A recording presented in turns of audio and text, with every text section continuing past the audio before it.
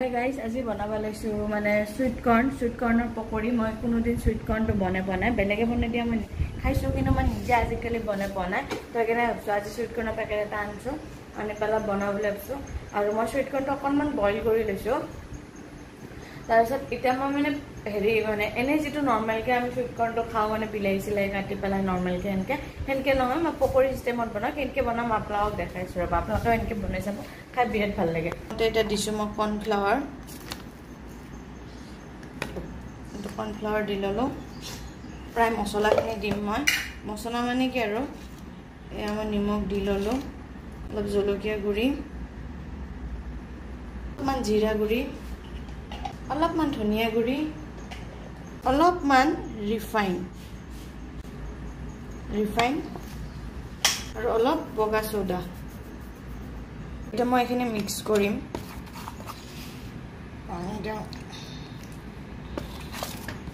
তো ডাট কৰিব লাগিব এটা আৰু অলপ কৰ্নফ্লাৱাৰ দিব লাগিব মই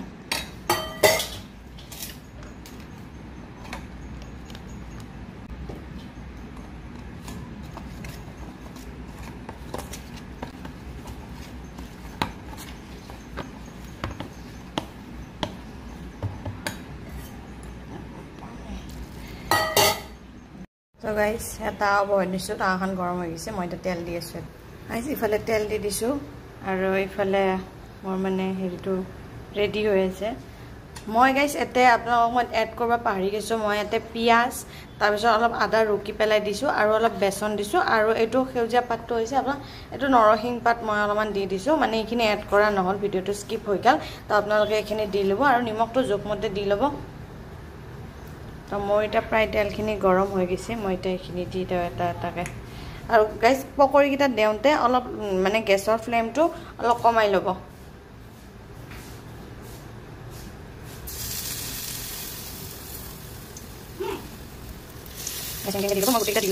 গাইস আমি পকৰিখিনি বহাই দিছো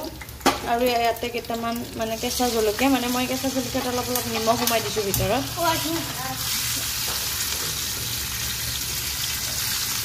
আৰু এটা বস্তু দিম ইয়াতে